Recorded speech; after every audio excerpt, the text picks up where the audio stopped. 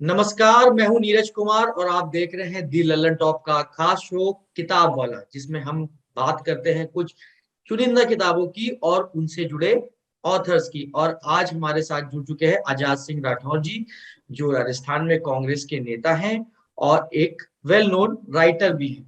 आज हम उनकी जिस किताब के बारे में बात करने जा रहे हैं, उस किताब का नाम है Balochistan the height of operations.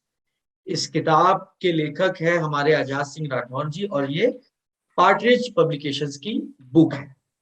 Azad ji, हम आपकी किताब के बारे में बात करें उसके पहले मैंने जब ये सौरभ द्विवेदी सर ने जब मुझे किताब पढ़ने के लिए दी थी, तो किताब को हाथ में लेते ही मुझे इसके कवर पेज ने काफी अपील किया था। इसमें आप जैसे मैं आपको दिखाऊं थोड़ा जूम करके कि कुछ लोग बैठे हैं, लिखा है no need of Pakistan BRSO।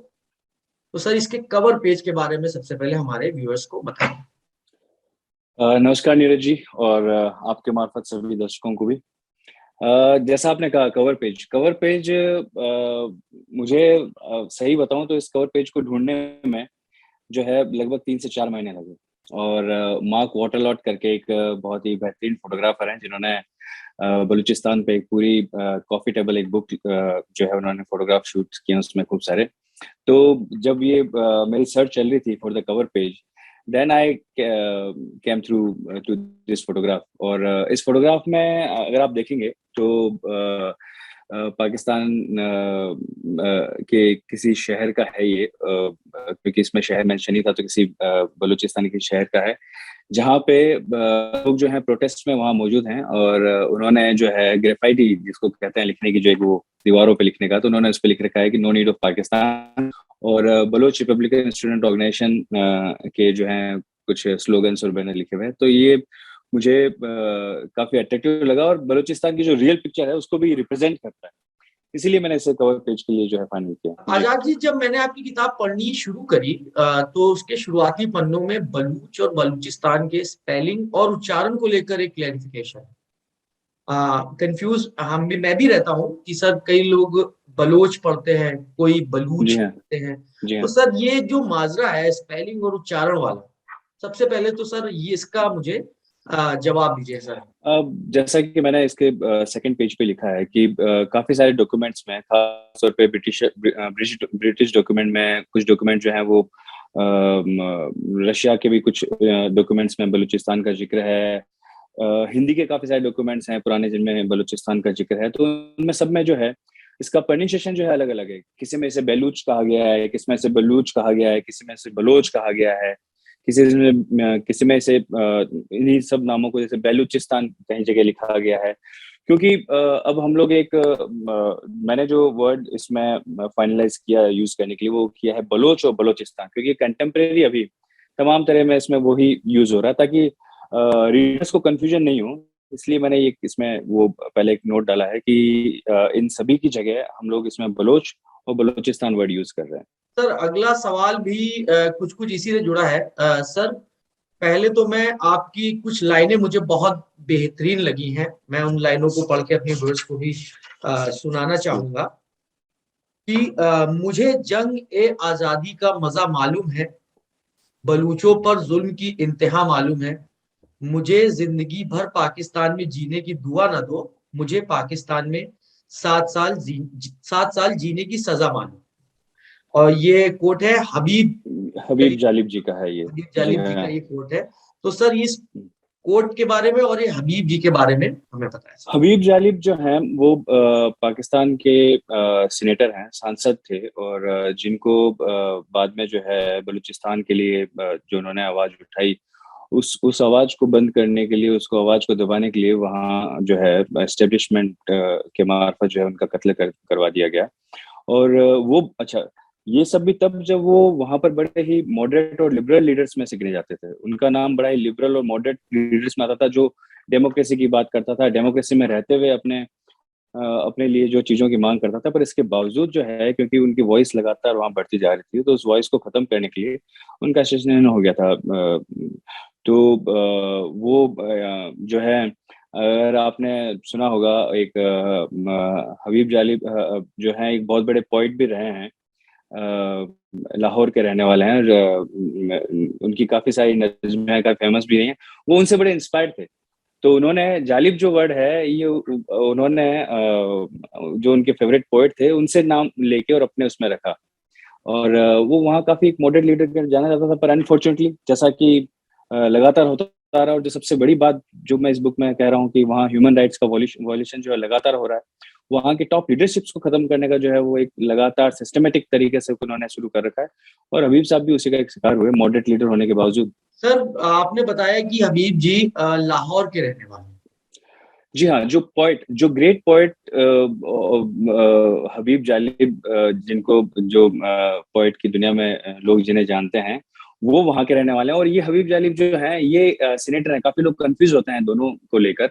ये बलूचिस्तान के रहने वाले सीनेटर हैं। वो उनसे काफी प्रभावित थे, तो वो अपना नाम जो है शॉर्ट में हबीब जालिब इसी तरह से लिखते थे। और लिखने का शौक उनको भी था। ये इस तरह के लेमेंट्स लिखने का शौक उनको भी था। हाँ, तो लेकिन सर, बड़ी दिलचस्प बात है कि जो लाहौर वाले हबीब जी हैं, वो पाकिस्तान के खिलाफ लिखते थे पाकिस्तान में रहे। हाँ, बिल्कुल, बिल्कुल। वो उन्हें हमेशा से ही एक एस्टेब्लिशमेंट के खिलाफ जो है आवाज़ उठाने और गरीबों की आवाज़ को बुलंद करने के लिए ही जाना जाता था। और इसीलिए जो सांसद हबीब जालिब हैं, जो कि बलोच लीडर थे, वो भी इसलिए ही उनसे इंस्पायर्ड थे। सर, बलूचिस्तान के बारे में काफी कुछ कहा और सुना जाता रहा है, तो सबसे पहले सर, बलूचिस्तान की सरहदों के बारे में हमें बताइए, क्योंकि आपकी किताब के पहले चैप्टर के चौथे पन्ने पर बलूचिस्तान की सरहदों का बहुत वृहद इतिहास लिखा हुआ है। जी। तो सर आजाद जी, पुराने बलूचिस्तान और मौजूदा वक्त के बलूचिस्तान की सरहदों का क्या मसला है? मैं मोटे तौर पे आपको 3 फेजेज़ में बताता हूँ कि बलूचिस्तान और आज के बलूचिस्तान और पहले के बलूचिस्तान में। अगर आप पहले का मानेंगे, यानी कि जो है आज से 2000 साल पहले के लिए अगर आप माने, तो एक वो इलाका जो आज के जो इंडियन सब कॉन्टिनेंट और ईरान के बीच का जो हिस्सा है, जहाँ पर जो है बलोच लगातार काफी लंबे समय से जहाँ रहते आए, तो वो जो आसपास का इलाका था उस समय, हालांकि 700 से पहले वो सारे जोरेस्ट्रियन जो है उसको फॉलो करते थे, रिलीजन को। तो वो अलग अलग वहाँ कबीलाई उसमें पैटर्न में वहाँ रहते थे। तो वो इलाका जो है, क्योंकि उनकी बोली जो है सबकी एक तरह की थी, और वो एक बलूची जो बोली है उस बोली को वो बोलते थे, तो वो उस आसपास के इलाके को सभी को बलोच लोगों का घर, बलोच लोगों की जगह के नाम से जाने लगा। इस्लाम आने के बाद में 700 सी, अराउंड 800 सी में, जब बोलन पास के थ्रू हिंदुस्तान में उस समय आने के 2 ही रास्ते हुआ करते थे, बोलन पास और खैबर पास। तो बोलन पास जो है ये बलोच टेरिटरी में है। तो जब इस्लाम जब आया, तो Islam came with blessings in disguise, कि हुआ ये कि जितने भी अलग अलग कबीले अलग अलग उसमें रह रहे थे, वो सारे के सारे यूनिफाइड होकर एक अम्ब्रेला के अंदर आ गए। और एक अम्ब्रेला के अंदर आने के बाद में उन्होंने एक कन्फेडरेसी एक नई बना ली, जिसका नाम उन्होंने रखा कलात, 1663 में। और 1663 में कलात को है एक स्टेट माना, कैपिटल माना, और उस पूरे इलाके को बलूचिस्तान के नाम से जाने लगा। हुआ ये कि जब अंग्रेज आए, तो अंग्रेजों की जो एक पॉलिसी है कि फॉरवर्ड पॉलिसी और बफर जोन, उन्होंने जहां जहां भी कभी थ्रेट महसूस किया, तो वहां उन्होंने अपनी फॉरवर्ड पॉलिसी को लागू करते हुए अपने स्टेट के चारों तरफ जो एक बफर जोन बना लिया, कि कोई भी अगर दूसरा इन्वेडर या दूसरी कंट्री अगर उस टेरिटरी के अंदर आने की कोशिश करता है, तो उससे पहले उस बफर जोन को वो क्रॉस करेगा, तो तब तक जो है, तो इसी इसी इसी तरह से उन्होंने ये जो बलूचिस्तान जो पूरा हिस्सा है, जो उस समय पुराना, जिसे ग्रेट बलूचिस्तान कहा जाता है, जो फ्रांस की टेरिटरी के लगभग बराबर हुआ करता था, उसका कुछ हिस्सा अफगानिस्तान को दे दिया, कुछ हिस्सा उसको ईरान को दे दिया, और कुछ हिस्सा अपने पास रख लिया। ये किया उन्होंने रशियन के जो है अग्रेशन से, और रशियन से डर से, जार जो उस समय थे, उनसे उनसे उनसे जो उनको भय था कि वो इंडिया की तरफ नहीं आए, तो इसके लिए उन्होंने किया। तो हुआ ये कि बलूचिस्तान जो एक इतना बड़ा हिस्सा था, बहुत ही बड़ा एक भूभाग था, वो 3 जगह बट गया। और आज की तारीख में बलूचिस्तान जो ग्रेटर बलूचिस्तान है, वो अफगानिस्तान में भी है, वो ईरान में भी है, और वो इलीगली एनेक्स करने के बाद में पाकिस्तान में भी है। तो आज जो बलूचिस्तान के नाम से जाना जाता है जो हिस्सा, वो मोस्टली पाकिस्तान के अंदर है, और पाकिस्तान के लगभग 43% लैंड को वो ऑक्यूपाई करता है। सर, आपके पीछे एक फ्रेम में मैं बलूचिस्तान लिखा मुझे कुछ दिखाई दे रहा है, जरा इसके बारे में कुछ बताएं मुझे। हाँ, ये मेरी बुक का कवर पेज ही है जो जी हाँ, मुझे लगा कि सर इसे वो मैं मतलब यहाँ से केवल मुझे बलूचिस्तान ही दिख रहा था, तो मुझे अच्छा। लगा कि सर ने कुछ स्पेशल तैयारी करके बैठे हैं सर हमारे साथ। मेरा बुक का कवर पेज है जो अगर मैं बाय रोड ट्रेवल भी कर रहा हूँ तो भी मेरे साथ में जरूर होता है वो, क्योंकि बड़ा अटैचमेंट सा फील होता है उससे, तो आई कीप। सर मुझे एक सवाल, अब आपके पोस्टर से फिर एक सवाल याद है कि सर ये बलोच शब्द का ये ओरिजिन कहाँ से हुआ है? आपने काफी इंटरेस्टिंग फैक्ट्स बताए अपनी किताब में। बेसिकली अगर आप बलोच वर्ड का करेंगे तो काफी सारे स्टूडेंट्स ने अलग अलग लिखा है। डॉक्टर नासिर दस्ती ने अपनी बुक में जो कंक्लूजन दिया है वो ये दिया है कि बाल्चकन जो ईरान के पास का जो टेरिटरी है वहां से कुछ लोग माइग्रेट हुए, और वो बरुई लैंग्वेज जो है बोलते थे, और उससे वर्ड से जो है कहीं ना कहीं बलचकन और बरुई से जो है बलोच वर्ड माइग्रेट जो है काम में आना शुरू हुआ, नाम जानने के लिए। और फिर उसके आसपास का इलाका, क्योंकि वो बलूच लोग वहां रह रहे थे, तो उस आसपास के इलाके लोगों को बलूचिस्तान, बलोचों का घर, और इस तरह से जाने जाने लगा। सो बेसिकली आप ये कह सकते हैं कि जो बाल्सगंज से जो जिन लोगों ने माइग्रेट किया और जो बरुई बोलते हैं, उन्हें बलोचों के रूप में जाने जाने लगा।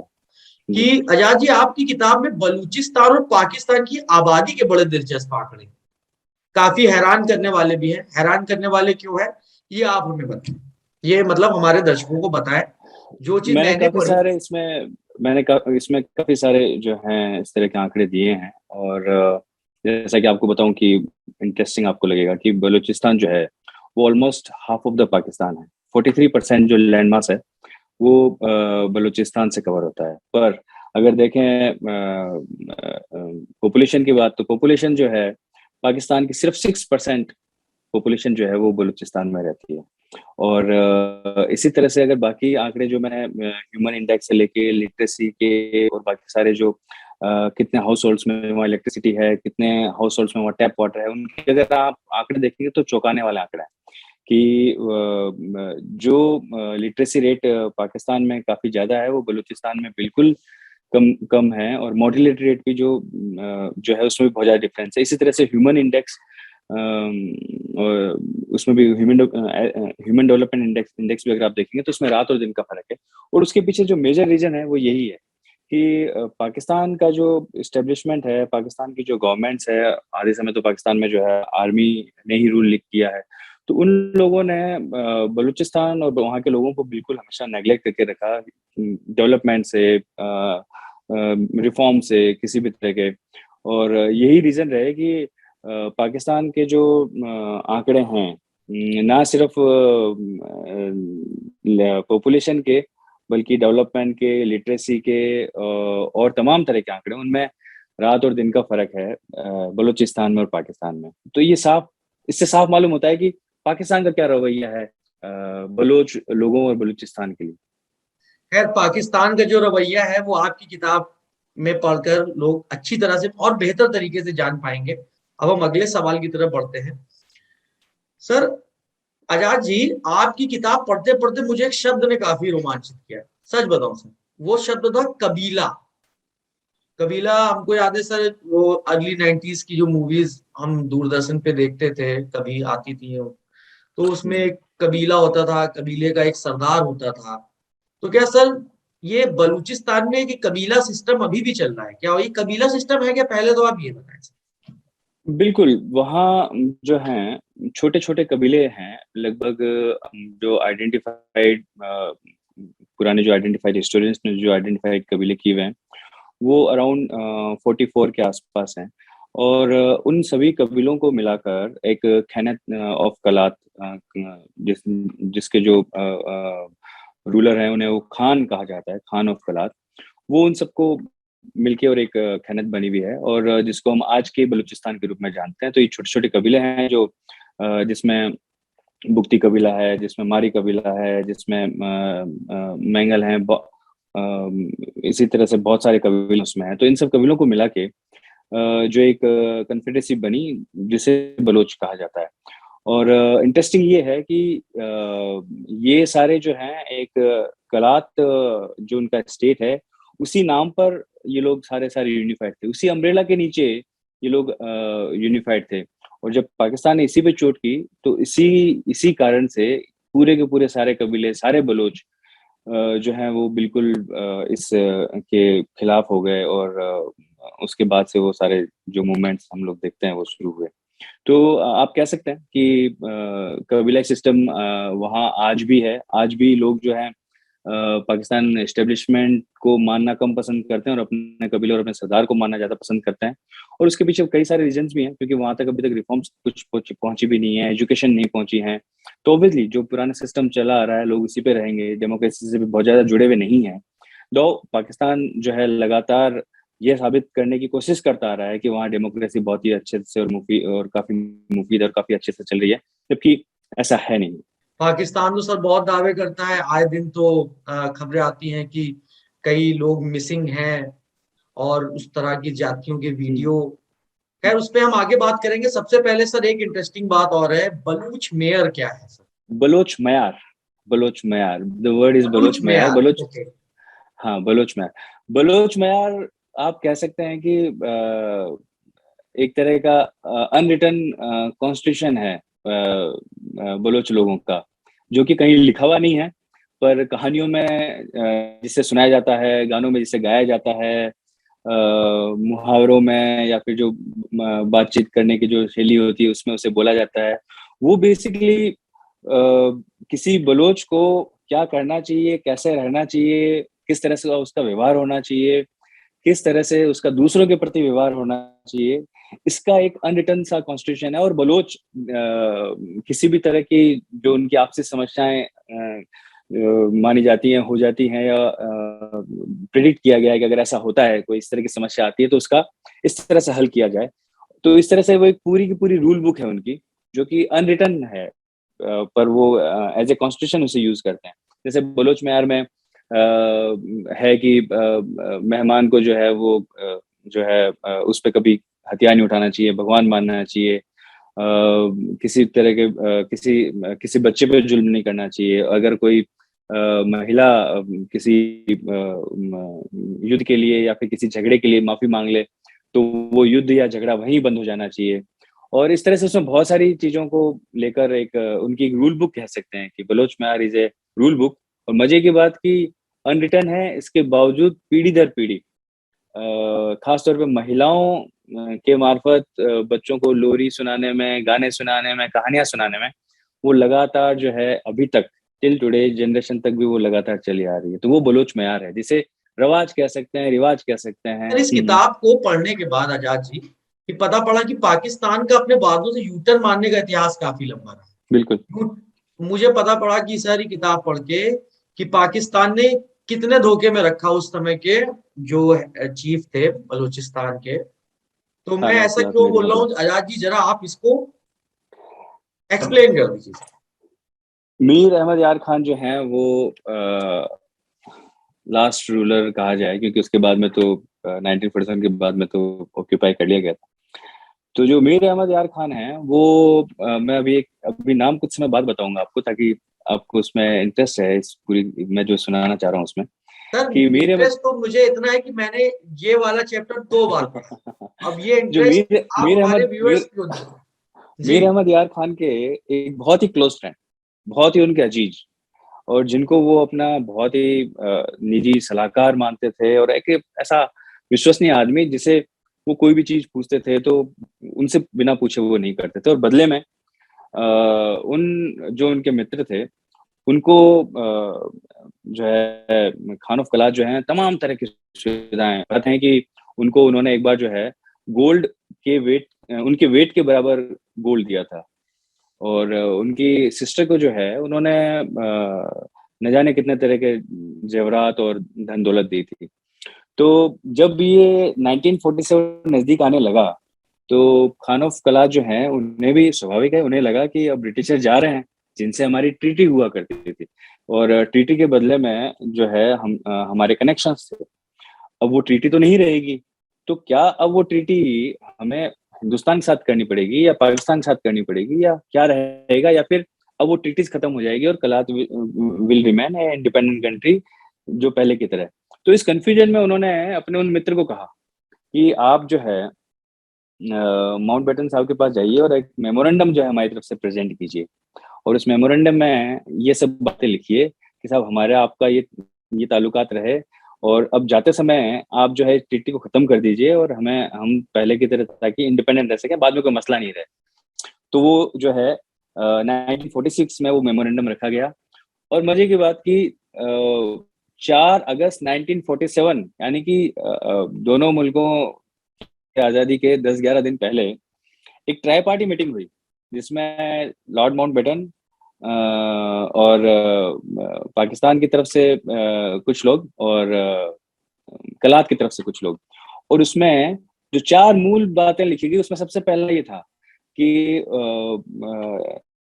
ब्रिटिशर्स के जाने के बाद में कलात जो है एक इंडिपेंडेंट कंट्री रहेगा। और जो खान साहब के जो मित्र थे उन्होंने इस पे जो है साइन किए हैं, इस बात को माना है। आपको जान के बड़ा आश्चर्य होगा कि वो व्यक्ति थे मोहम्मद अली जिन्ना, और बाद में उन्हीं मोहम्मद अली जिन्ना ने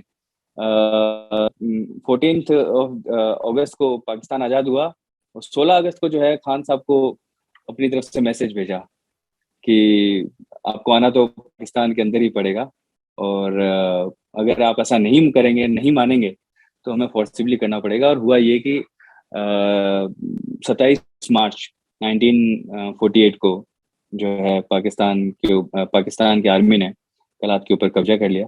तो इससे बड़ा यूटर्न तो क्या हो सकता है कि जिस आदमी ने खुद ने जाके ये कहा कि कलात एक इंडिपेंडेंट कंट्री है और उसका मेमोरेंडम मैं लेके आया हूँ, और बाद में वही व्यक्ति जो है कलात को खत्म कर देते हैं, बर्बाद कर देते हैं और अपने में शामिल कर लेते हैं।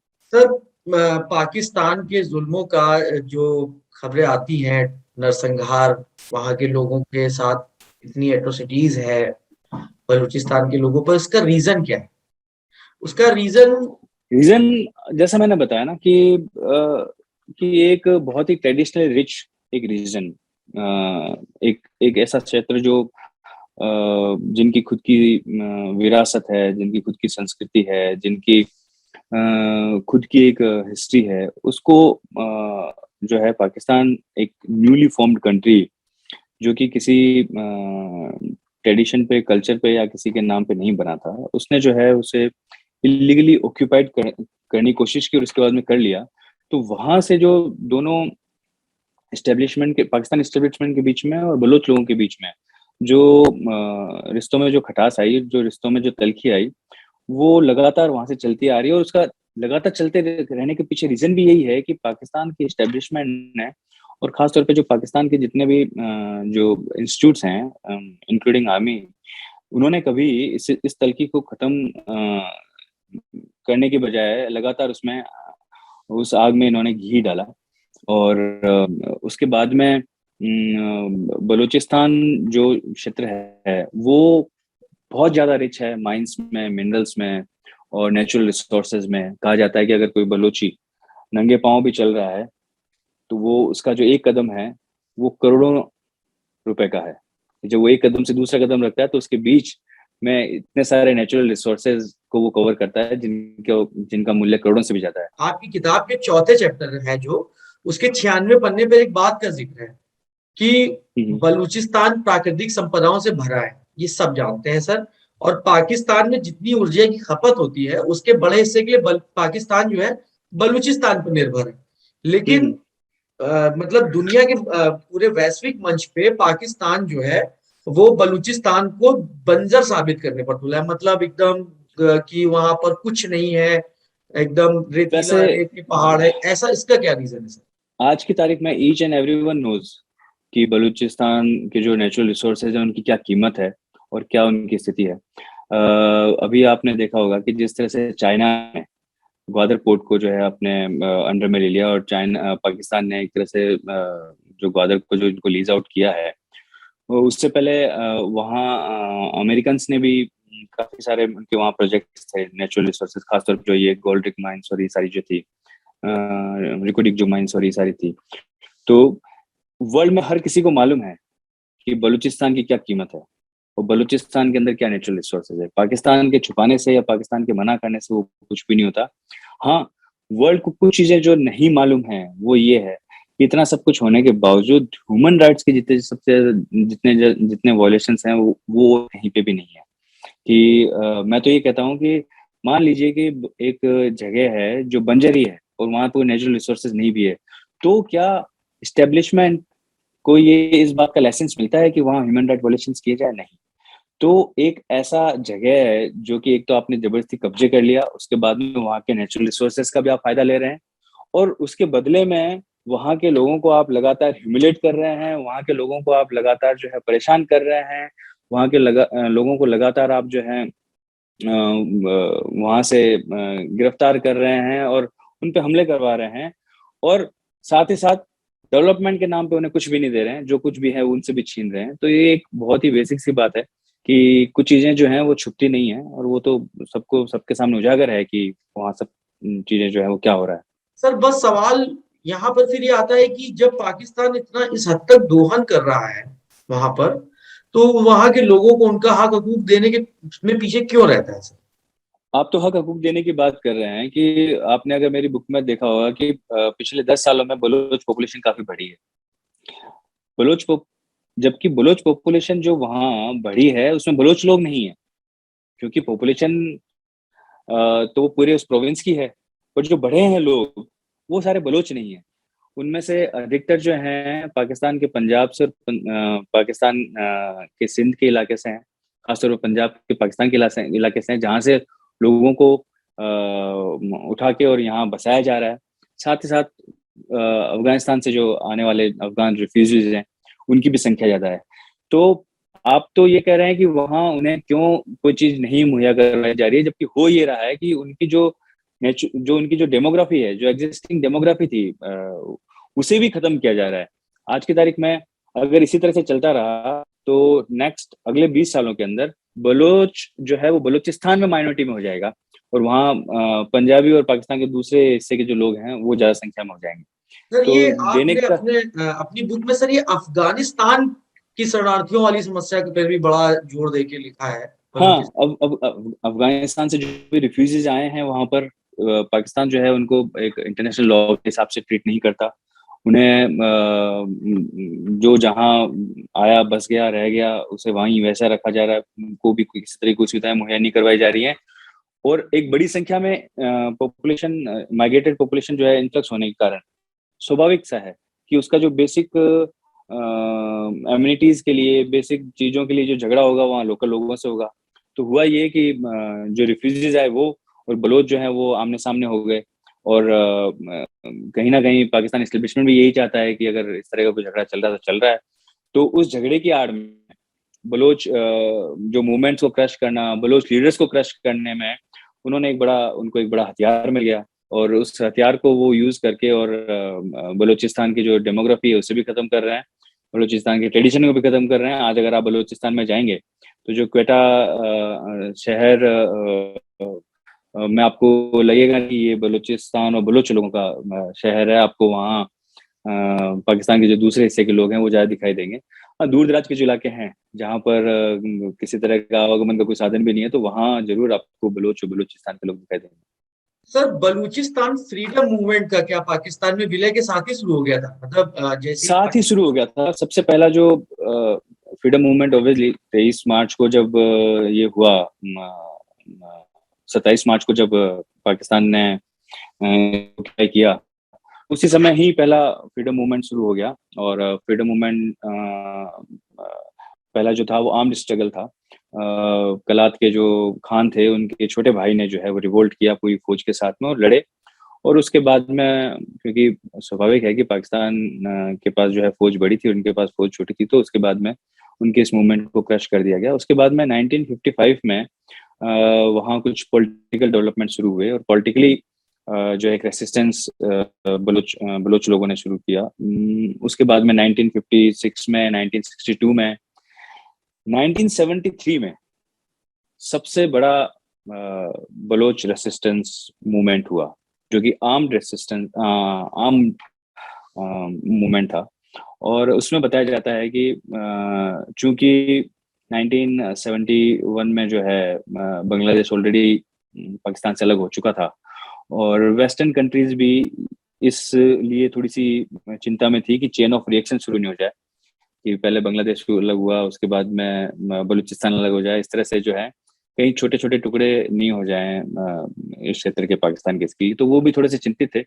तो उनका किसी तरह उनके उनके एडवर्स इंटरफेयर्स के कारण वो मूवमेंट भी जो है क्रश हो गया। उस मूवमेंट में बताया जाता है कि लगभग 5,000 जो है बलूच लोग मारे गए थे, और लगभग 4,000 के आसपास पाकिस्तान के जो है सोल्जर्स हैं वो उसमें मारे गए थे। लगभग 50 से 60,000 दोनों तरफ के लोगों का जो है उसमें इन्वॉल्वमेंट था। तो एक बहुत बड़ा मूवमेंट था जिसमें बलूचिस्तान के लिए कहीं ना कहीं कोई होप थी, पर मैंने बताया कि उस समय की स्थितियां कुछ ऐसी थी कि वेस्टर्न कंट्रीज ने भी इस मूवमेंट को क्रश करने के लिए जो है पाकिस्तान का सपोर्ट किया, और इस कारण से उस समय इसका कोई रिजल्ट नहीं आ पाया। उसके बाद में फिर मेजर जो मूवमेंट शुरू हुआ 2004 में हाँ शुरू हुआ। सर, उसके बाद तो कई बड़े लीडर्स की हत्याएं भी करी गई हैं बलूचिस्तान के। हाँ, काफी काफी ज्यादा, जी काफी सर, ज्यादा। ऐसे ही एक मैंने कई बार सुना भी है और आपकी किताब में उनके बारे में काफी तफसील से पढ़ा भी है। उनका नाम है नवाब अकबर बुगटी। इनकी और मौत, इनकी हत्या के बाद सर क्या मतलब बड़े बदलाव हुए हैं? अगर आप अकबर बुगटी जी के बारे में अगर आप पढ़ेंगे, तो नवाब बुगटी साहब जो हैं वो पाकिस्तान की डेमोक्रेसी में इंक्लूड होके चलने वाले लीडर्स में से एक रहे हैं, जिन्होंने पाकिस्तान की डेमोक्रेसी को ही माना और कहा कि भूल जाइए जो पहले जो हुआ उसे भूल जाइए, डेमोक्रेसी में साथ में चलते हैं, और डेमोक्रेसी में साथ में चलकर जो इसका कहीं ना कहीं हल निकालते हैं। पाकिस्तान बलूचिस्तान के वो सीएम रहे, और पाकिस्तान की जो फेडरल गवर्नमेंट है, पाकिस्तान की जो सेंट्रल गवर्नमेंट है, उसमें बहुत सारे पदों पर रहे, और पाकिस्तान की डेमोक्रेसी को उन्होंने माना। इसके बावजूद जो है पाकिस्तान के एस्टेब्लिशमेंट ने कभी उनके साथ में अच्छा ट्रीटमेंट नहीं किया, और नतीजा ये हुआ कि अपने उम्र के अंतिम पड़ाव में उन्हें भी जो आदमी ताउम्र जो है डेमोक्रेसी की पैरवी करता है, उस आदमी को भी जो है अपने जीवन के अंतिम पड़ाव में जो हथियार उठाना पड़ा। और बाद में जैसा आप सब देखते हैं कि आप सब जानते हैं कि मुशर्रफ ने ये कहा था कि नवाब अकबर बुगटी को तो वहां से गोली या बम मारा जाएगा कि किसी को मालूम भी नहीं होगा कि कहाँ से वो बम और गोला आया। तो उनका मकसद, उनका जो कहने का मकसद वो ये था कि अगर हमें हवाई हमले भी अगर करना पड़े तो उसके लिए हम लोग तैयार रहेंगे। और दुनिया में इतिहास में शायद पाकिस्तान इकलौता ही देश होगा जिसने अपने ही मुल्क के लोगों के ऊपर हवाई हमले और मिसाइल्स यूज किए, और जो जो एक लेटेस्ट टेक्नोलॉजी वो भी उसने यूज की। और उसी कारण से एक प्लान वे में अकबर बुगटी नवाब अकबर बुगटी साहब का भी जो है मर्डर हो गया। और उसके बाद में चेन ऑफ रिएक्शंस लगातार वहां चली, और काफी सारे मूवमेंट्स उसके बाद भी चलते रहे। सर, हमें आखिरी सवाल हमारा ये है कि करीमा बलोच की हत्या का मुद्दा भारत में भी काफी गूंजा था। तो ये करीमा बलोच की हत्या के पीछे जो साजिश थी, जो भी बातें कही गई पाकिस्तान की ओर से, या जो चीजें बाद में सामने आई, उसके बारे में हमें कुछ बताइए सर।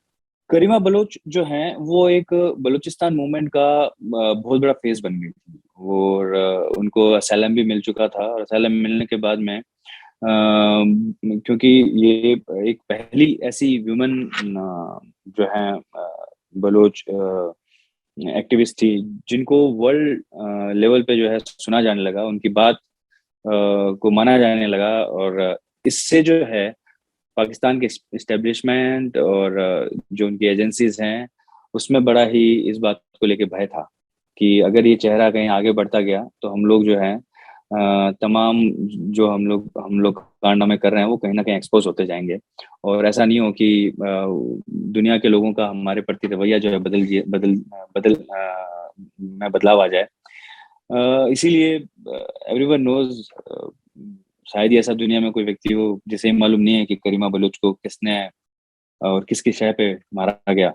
और मारने के पीछे कारण था वो यही था कि एक बलोच वुमन जो कि बहुत बहादुर थी।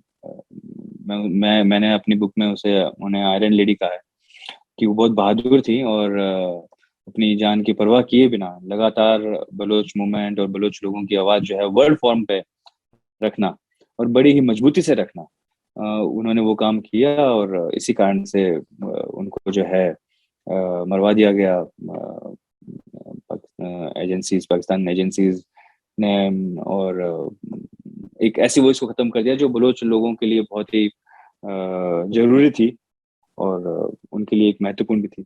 और मैं दर्शकों से कहना चाहता हूँ अपने कि इस तरह के कई इंटरेस्टिंग फैक्ट से भरी हुई है किताब। तो नीरज जी, मैं आपको धन्यवाद देना चाहूंगा कि जिस तरह से आपने मेरी बुक के पेज नंबर के साथ में एक लेखक के लिए इससे बड़ी बात कुछ नहीं हो सकती कि किसी ने जो है, और वो भी आप जैसे एक लर्नर आदमी ने एक चीज को जो है मेंशन करना ही चाहूंगा, क्योंकि और ये मेरे लिए बताना भी जरूरी है कि जब मैं ये बुक लिख रहा था तो उस समय मैंने काफी स्कॉलर्स से बात की, बलूच स्कॉलर्स से बात की, तो उस समय because of some common friends मैं डॉक्टर नसीर आपने सर दस्ती दस्ती साहब का बहुत जिक्र किया है सर, उनके डॉक्टर बारे में कुछ नसीर बताएं। दस्ती। सो डॉक्टर नसीर दस्ती ने जब मेरी मैन्युस्क्रिप्ट देखी तो I convinced him, I requested him to write a chapter in this book, और उन्होंने बिना कुछ सोचे समझे और बिना एक सेकंड की देर लगाए मुझे कहा कि हाँ मैं बिल्कुल जो है इसमें चैप्टर लिखूंगा। तो इसमें इसके अंदर जो 7 चैप्टर है उसमें 6 चैप्टर जो है मेरे लिखे हुए हैं। एक जो 7वां चैप्टर है वो डॉक्टर नसीर दस्ती साहब का है। डॉक्टर नसीर दस्ती साहब जो है वो बलोच स्कॉलर हैं, उनकी 5-6 बुक्स आ चुकी हैं। Presently he is living in exile somewhere in world, और उन्हें मतलब बलोचिस्तान और उसके मूवमेंट पर वो एक ज्ञान का खजाना है। सो आपके मार्फत भी मैं उनको थैंक यू कहना चाहूंगा कि उन्होंने जो है हमारी रिक्वेस्ट, इसमें मेरी रिक्वेस्ट मानी और इसमें चैप्टर लिखा है। तो मैं जब भी कभी इस बुक की बात होती है तो मैं उन्हें थैंक्स करना नहीं भूलता। आज भूल रहा था तो इसीलिए मुझे अचानक से लास्ट में याद आया कि मुझे मैं कहीं भूलूं नहीं इस बात को। दस्ती साहब को हमारी तरफ से भी बहुत बहुत शुक्रिया रहेगा सर, और आपका भी शुक्रिया रहेगा सर, आपने अपना कीमती वक्त हमें दिया। Thank you so much sir. Thank you Neeraj ji.